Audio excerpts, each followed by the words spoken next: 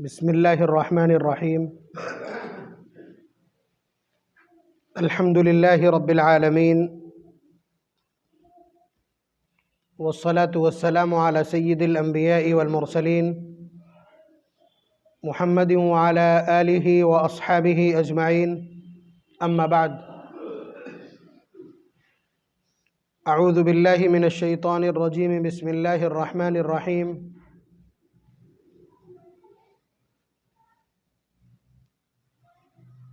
वब्तगू बिअम्वालिकुम वक़ाल तआला व आतुन निसाअ सदुक़ातिहिन्ना निहला फ़इन तिब्न लकुम अन शैइन मिन्हु नफ्सा फ़कुलूहु हनीअन मरीअ। वक़ाल अन्नबिय्यु सल्लल्लाहु अलैहि वसल्लम ला महर लिअक़ल्ल मिन 10 दराहिम। वक़ाल उमर रज़ियल्लाहु अन्हु अला ला तुगालू सदक़तन निसा फ़इन्नहा लौ कानत मकरूमतुन फ़िद दुनिया व तक़वन इंदल्लाह लकान औलाकुम बिहा नबियुल्लाहि सल्लल्लाहु अलैहि वसल्लम।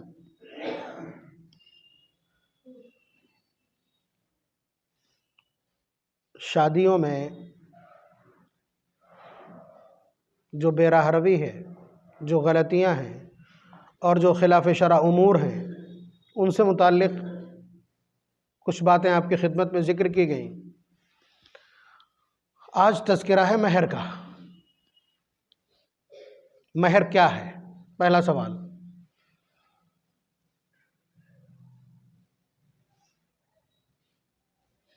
ये जवाब उन लोगों के मुंह पर बहुत बड़ा तमाचा है जो ये कहते हैं कि इस्लाम में औरत के हुकूक अदा नहीं किए जाते, औरत को मकाम नहीं दिया जाता, औरत का कोई वक़ार नहीं है, औरत का कोई वर्चस्व नहीं है।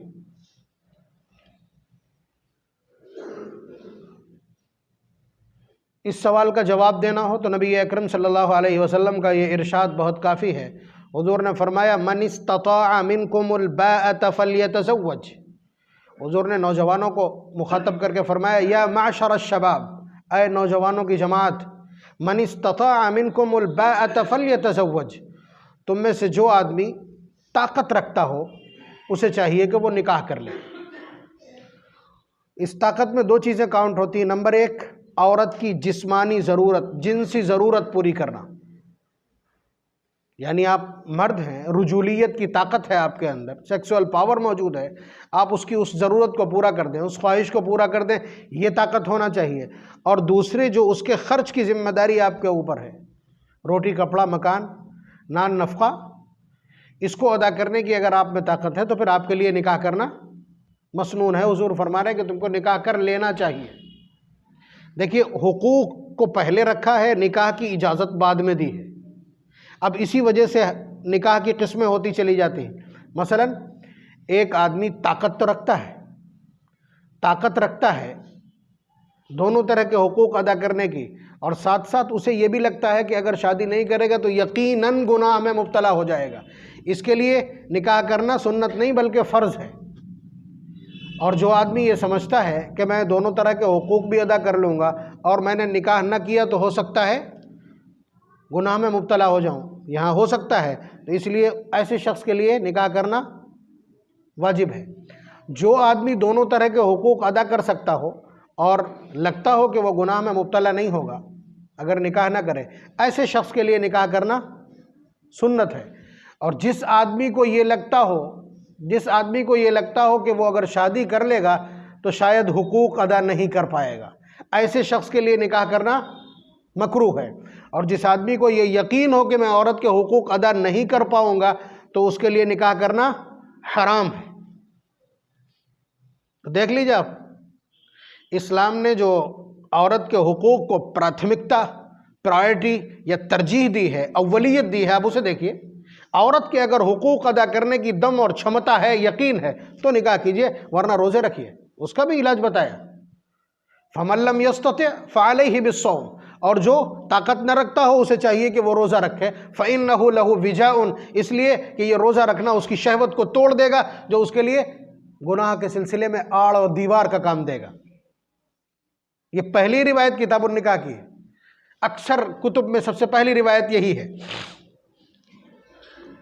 तो महर क्या है? महर भी इसी सिलसिले में समझिए कि औरत के एक एक लफ्ज़ का, उसकी एक एक भावना का, उसके एक एक जज्बे का, उसकी नज़ाकत का, उसकी नफासत का और उसके कुआ के ज़ौफ़ का बाकायदा नबी अकरम सल्लल्लाहु अलैहि वसल्लम ने ख्याल रखा है। उसकी हया और शर्म का, उसके कुंवारेपन का, हर चीज़ का लिहाज किया। मसलन पिछले जुमे मैंने अर्ज़ किया था कि अगर बाप इजाज़त लेने जाता है, बच्ची कुंवारी है और वो बाप के इजाज़त मांगने पर रोने लगती है, तो इसको इजाज़त माना है शरीयत ने। वो खामोश रहती है तब भी हाँ माना जाएगा। लेकिन अगर ये दूसरा निकाह है उसका और फिर बाप इजाज़त लेने जाता है बाप, तो उसको हाँ कहना ज़रूरी है, बगैर हाँ के कहे इजाज़त नहीं मानी जाएगी। फ़र्क देखिए, अब इतना तक लिहाज करता है इस्लाम और इस्लाम का दस्तूर। यहाँ भी इसी तरह की सूरत हाल है कि नबी अकरम सल्लल्लाहु अलैहि वसल्लम ने ताकीद की अल्लाह तबारक व तआला की तरफ से। सूरह निसा जो औरतों का ही इंसाइक्लोपीडिया है, इन्हीं के मसाइल हैं, बिलखुसूस तलाक और निकाह से मुताल्लिक, उसकी ये तीसरी या चौथी ही आयत है। उसमें अल्लाह ताला फरमा रहे वआतुन निसा सदुकातिहिन्न निहला, खुश दिली के साथ औरतों के महर अदा करो, खुश दिली के साथ। 1 लाख रुपया महर रखा, 1 लाख रुपया जैसे तैसे दिल पे दबाव बना के मुंह बना करके दिया कि कैसे जल्दी से ये हमें वापस कर दे। तो ये निहला इसको निगलेक्ट कर रहा है, खुश दिली के साथ, उसका हक समझ करके। देखिए आप इसके पीछे भी जो इसकी सेंस है उसे देखिए। एक लड़की जिसे माँ ने डिलीवर किया, उसके बाद उसके दूध पिलाने का रज़ाअत की मुद्दत माँ ने बर्दाश्त की, उसकी छोटेपन की परवरिश पर पूरा ध्यान दिया, बाप ने उसकी एक एक ज़रूरत का लिहाज रखा, उसकी तालीम और तरबियत का लिहाज रखा। फिर उसके बाद जब वो जवानी की दहलीज पर और उस पर कदम रखती है, तो उसके बाद उसकी अपनी आबरू है, उसकी अपनी इज्जत है, मुआशरे में मौजूद दरिंदों से अपनी आबरू की हिफाजत का एक बड़ा मसला है। लोगों की नज़रों से, लोगों की ऐबजोई से, लोगों के इल्ज़ामात से, लोगों की बहतान तराशी से, लोगों के तोहमत से अपने आप को बचाना और अपने आप को कैद रखना, गलत जगह पर, गलत आदमी से, गलत औरतों से, गलत मजलिस में बैठने से अपने आप को बचाना, ये सब कुछ करते करते लड़कियां इस वक्त साइको हो रही हैं 90%। रिपोर्टेशन न बिगड़ जाए। तो ये जो उनकी फिक्र है, ये उनकी जो पहरेदारी है, आप बताइए 20 साल की उम्र तक वो ये पहरेदारी जारी रखती हैं, अपनी सारी ख्वाहिशात को मसल के रख देती, अपनी आंखों का पर्दा, हया, इफ़्फ़त सब कुछ बरूएकार लाती हैं। लेकिन एक मर्द का संदेशा आता है कि तुमसे इतने इतने महर के बदले तुमसे निकाह करना चाहते हैं। औरत कहती है ठीक है, लड़की कहती है ठीक है, मुझे कबूल है, मेरे वालिद मुझे जहाँ मंसूब करना चाहते हैं मुझे कबूल है। अब आप बतलाइए, थोड़ी देर के लिए एहतियात किनारे रखिए कि वो बच्ची उस अजनबी मर्द के सामने अपना सब कुछ लुटा देती, अपना जिस्म भी उसके हवाले कर दिया, अपनी आबरू और इज्जत जिस पर उसने पहरे बिठाए थे वो सब कुछ उसके हवाले कर दिया। और इतनी बड़ी न्योछावर और इतना बड़ा ईसार और इतनी बड़ी कुर्बानी आज ने अब तक नहीं देखी होगी कि वो अपने जज्बात तक उसके हवाले कर देती है। शरीफ बच्चियों के अल्फाज ये होते हैं कि मुझे जो कुछ पसंद था, मेरी जो कुछ हॉबीज़ थी या मेरा जो कुछ था वो मैं सब पीछे छोड़ आई, आज से मेरी पसंद वो है जो आपकी पसंद है। शरीफ बच्चियों के ये अल्फाज होते हैं। तो आप बतलाइए, आपने नहीं देखा होगा जज्बात की इतनी बड़ी कुर्बानी, भावनाओं की इतनी बड़ी कुर्बानी और इतना बड़ा त्याग आपने नहीं देखा और सुना होगा। आप बताइए ये कारनामा है कि नहीं है? माँ बाप का भी कारनामा है कि अपनी बच्ची, अपनी आबरू, अपनी लख्त जिगर आपके हवाले कर दी। और खुद उस लड़की का कितना बड़ा कारनामा है ये कि उसने आपके सामने अपने आप को सरेंडर कर दिया, अपने जज्बात समेत, अपनी आरजुओं और तमन्नाओं समेत अपने आप को आपके हवाले कर दिया। तो क्या इतने बड़े कारनामे पर, इतनी बड़ी एफर्ट पर और इतने बड़े अमल पर कोई हौसला अफजाई नहीं होना चाहिए? आप मर्द हैं, मर्द जिसे अपनी ताकत पर नाज है, जिसे अपनी कस्ब माश पर नाज है, जिसे अपनी काबिलियत, सलाहियत, टैलेंट और एबिलिटी पर नाज है, इतनी बड़ी कुर्बानी पर मर्द क्या करेगा?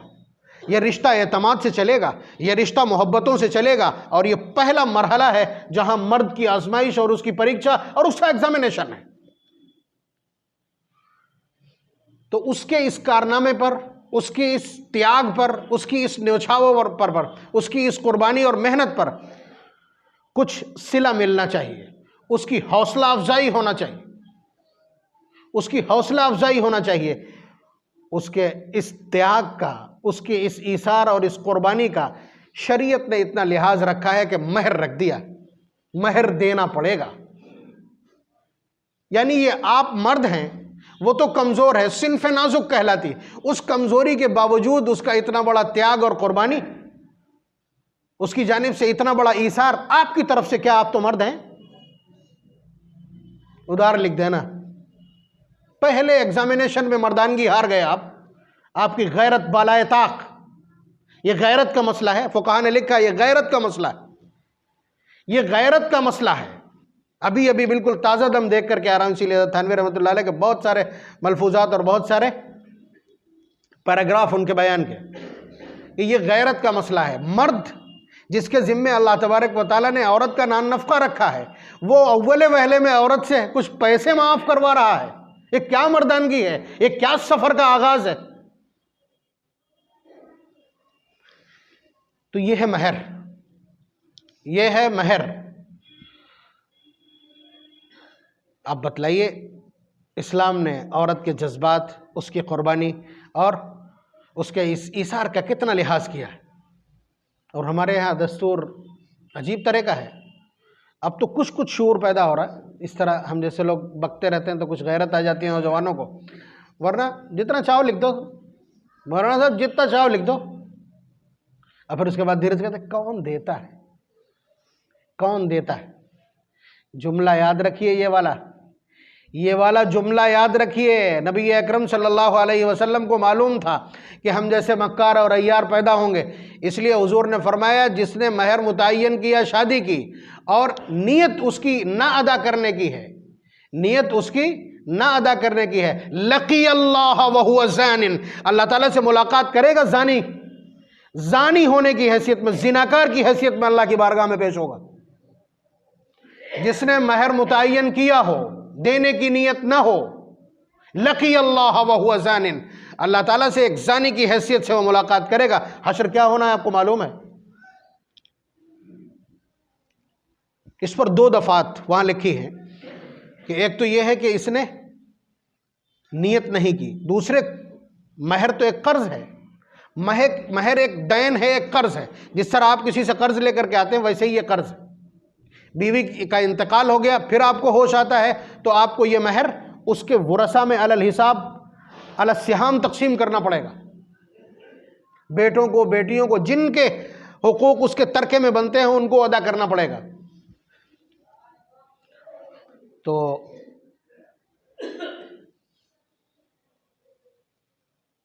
ये एक दैन है, एक कर्ज है। और कर्ज अगर आप किसी से पैसा ले रहे हैं और आपका पहले से इरादा ये है कि हाथ में आने दो, उसके बाद कौन ले पाएगा, अगर आपका ये पहले से ख्याल है तो आप खयानतदार भी हैं, खाइन भी हैं शरीयत की निगाह में, और चोर भी हैं।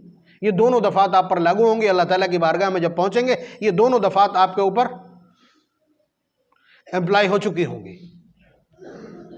तो इसलिए इरादों और नीयत का बड़ा लिहाज है।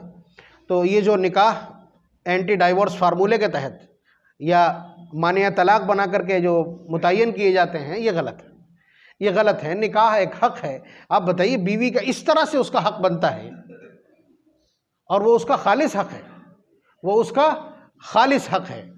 इसलिए इसमें भी लिहाज रखें कि कब उसे दें कि वो उसी का रह जाए। हमने तो ये क्या नाम है, चलन शुरू कर दिया। हमारी बस्ती में भी ये चलन है कि जेवर लेके आइए।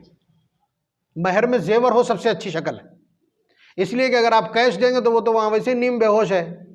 इजाज़त लेने जाते हैं तभी वो पत्रा लेके जाते हैं, बटुआ वो पकड़ाए जाते हैं उसको, उसके पास में जो सरपरस्त बैठे हैं वो पैसा ले लेते हैं। वो पैसा बावर्ची के पेमेंट में चला जाएगा, या उधर कैश जाएगा तो उधर भी वो मुंह दिखाई के नाम पर हो सकता सास की कस्टडी में चला जाए और इन दोनों जगह से वापस नहीं आता, दोनों जगह से वापस नहीं आए। वो हक से महरूम की महरूम है। जेवर होगा तो बचने की तवक्को है। इसलिए जेवर चलाइए, सबसे बेहतर है। जेवर वैसे ही आप देते हैं, उसमें थोड़ा सा बढ़ा दीजिए, उसका वजन और पर्चा साथ में रखिए, वजन लिखवाइए, वजन लिखवाइए, जो कीमत हो मौजूदा वो ब्रैकेट में लिखवा दीजिए। ये बहुत बारीक किस्म के मसाइल हैं। महर ये बेशक निकाह का रुकन नहीं है, यानी अगर आप महर का तज़किरा निकाह के दौरान न करें तब भी निकाह हो जाएगा, लेकिन ये रहेगा ज़रूर, ये ऐसा लाजिमा है जिसे आप अलग नहीं कर सकते।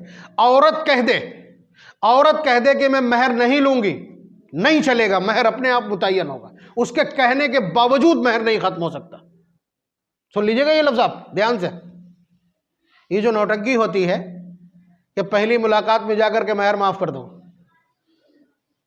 यानी जहां से आपकी आजमाइश शुरू हो रही थी, अल्लाह तबारक व तआला ने एक जुमला इरशाद फरमाया। अभी मैं उसकी वजाहत देख रहा था तो पहली बार इतना ध्यान से मैंने आयत के उस जुमले को, वला तंसउल फज़्ल बैनकुम, एक जगह अल्लाह तआला ने फरमाया ना पारा नंबर 5 में कि वला ततमन्नउ मा फज़्ज़लल्लाहु बिही बअदकुम अला बअद लिर्रिजालि नसीबुम मिम्मा इक्तसबू वलिन्निसाइ नसीबुम मिम्मा इक्तसबन। ये औरतों को बतलाया कि देखो हमने मर्दों को तुम्हारे ऊपर एक दर्जे फजीलत दी है, वलिर्रिजालि अलैहिन्ना दरजा, मर्दों को औरत पर एक दर्जे की फजीलत हासिल है, इसको कोई बराबर नहीं कर सकता, ठीक है।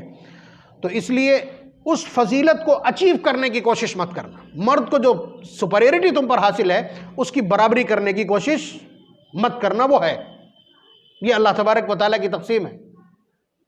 अर्रिजालु क़व्वामून अलन निसा बिमा फ़ज़्ज़लल्लाहु बअदहुम अला बअद, वहाँ भी यही तज़किरा किया।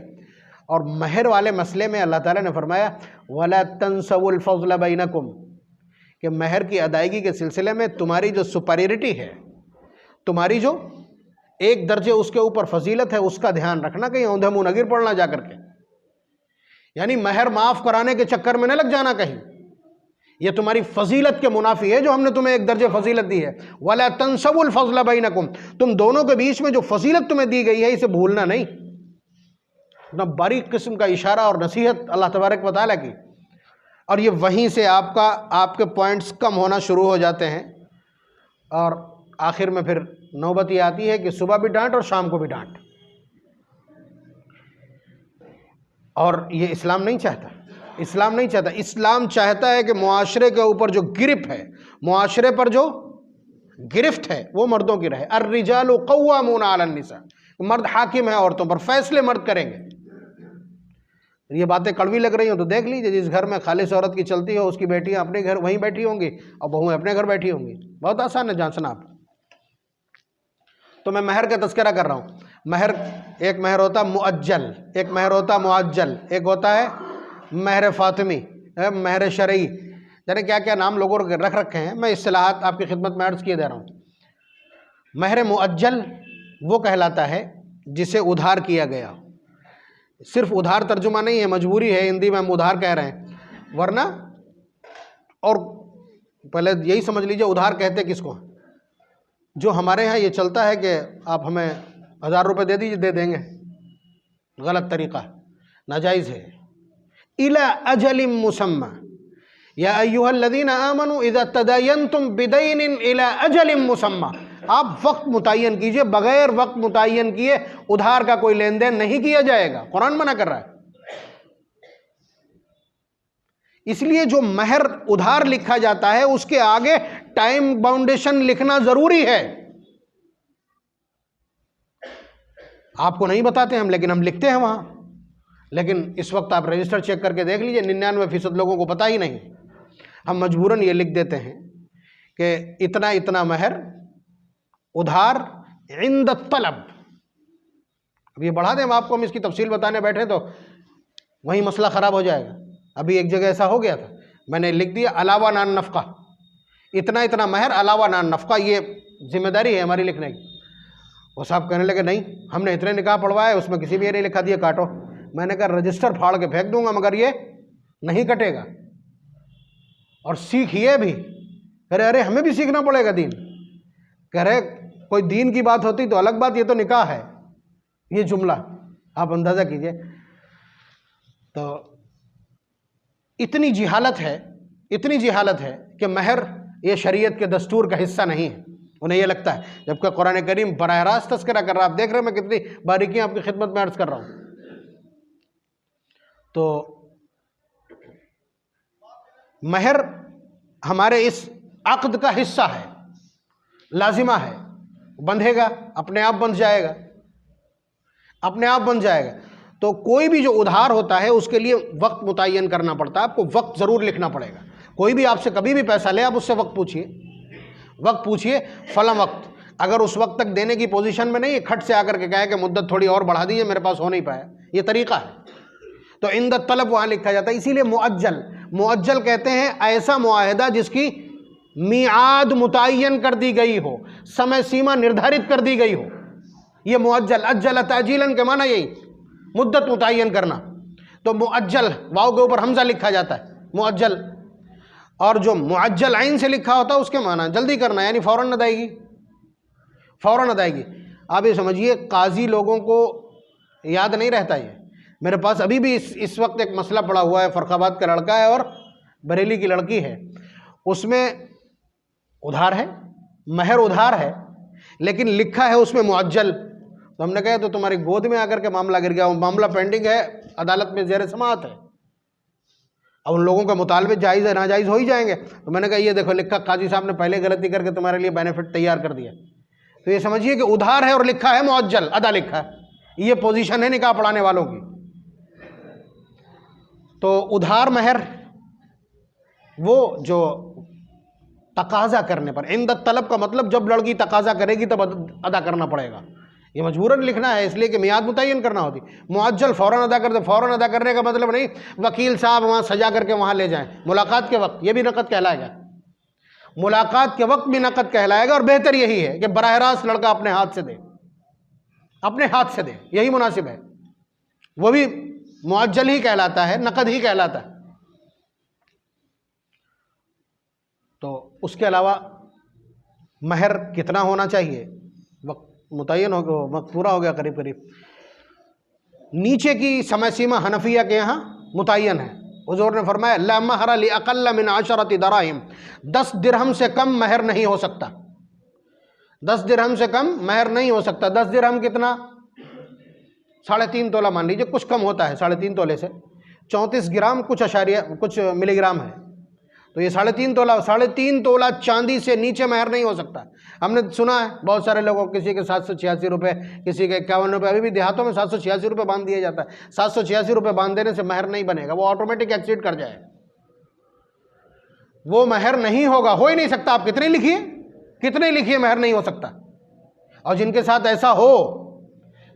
ऐसा हो कोई बुजुर्ग तशरीफ़ रखते हो कि उस वक्त जहालत में ऐसा कर दिया गया हो, तो उसको मैनेज करके, मालूम करके और उसके बाद अदायगी कर दें। इसलिए कि मैदान महशर में आपको टलने नहीं दिया जाएगा उस वक्त तक जब तक आप महर का तस्फिया ना हो जाए। और बीवी भी उस वक्त छोड़ेगी नहीं। कुरान ने पहले ही बता दिया यौम यफिर्रुल मरउ मिन अखी व उम्मिही व अबी व साहिबतिही व बनी। और साहिबतिही का मतलब बीवी है कि बीवी उस वक्त पहचानेगी नहीं, भागेगी। जाहिर सी बात है कैश आपके पास होगा नहीं, सोना चांदी आपके पास होगा नहीं, एटीएम वहाँ कोई चलता नहीं है। जाहिर सी बात है आमाल का ही एक्सचेंज हो जाएगा, जो बड़ा नुकसान हो जाएगा। इसलिए मामलात को सुलझा के चलिए। बीवी है हुआ करे, मगर उसको बीवी भी तो अल्लाह ताला के हुक्म से ही आपने करार दिया है। अल्लाह ताला ने बताया निकाह से ये तुम्हारी बीवी हो गई, तो महर को भी अल्लाह ताला ने उसका हक करार दिया है। पैरेलल है दोनों ऑर्डर्स। तो महर फातिमी जिसे सरा महर बांध दो, लोग 151 रुपये समझते हैं उसको। लाइए 151 रुपये का हो जाएगा, मगर चांदी के हों, चांदी के 151 रुपये होते हैं। देहात में 151 रुपये बुढ़े बांध देते हैं अभी भी। तो ये जिहालत है। 151 रुपये वाकई अगर बांधना है तो चांदी के 1 किलो 531 ग्राम, ये तहकीक है हज़रत थानवी रहमतुल्लाह अलैह की। बाज़ लोगों ने 1 किलो 701 ग्राम तक बतलाया। ये चांदी, ये हज़रत फातिमा रज़ी अल्लाह ताला अन्हा का महर है, हुज़ूर की दीगर बेटियों का और बेशतर अज़वाज मुतहरात का यही महर है। हज़रत उम्मे सलमा रज़ी अल्लाह ताला अन्हा का कम है और हज़रत उम्मे हबीबा रज़ी अल्लाह ताला अन्हा का बहुत ज़्यादा है। वो बादशाह ने अदा किया था, वो बादशाह हबशा के नजाशी ने अदा किया था, तो वो अपने शायान शान उसने अदा किया। तो अक्सर महर हुज़ूर के ये 151 वाले हैं। इसमें उलमा ने लिखा है कि बरकत है, इसलिए कि नबी के घराने का है। नबी के घराने का है, लेकिन जब नबी के घराने का है तो नबी के तरीके से अदा हो, यानी नकद होना चाहिए, नकद होना चाहिए, मज़ा तभी आएगा। मर्दाना गैरत यही है, मर्दाना वजाहत यही है, आपका रिश्ते का मज़ा यही है कि आप उसका आगाज़ पूरी मर्दाना गैरत के साथ करें और महर को नकद अदा करें, उसको एंटी डाइवोर्स फार्मूला मत माने। तो ये मतलब है महर का। हमारे यहाँ महर में बहुत ज़्यादा ज्यादती। वो वकील साहब से कहते तुम निकाही अब्बा जो चाहो करो। कहीं मालूम ये हुआ कि वो घर पूछने जाते हैं खातून से और वो वहीं ऐसे घूंघट किए वो चली आती निकाह की मजलिस में ही लड़ने के लिए आस्तीन समेट के।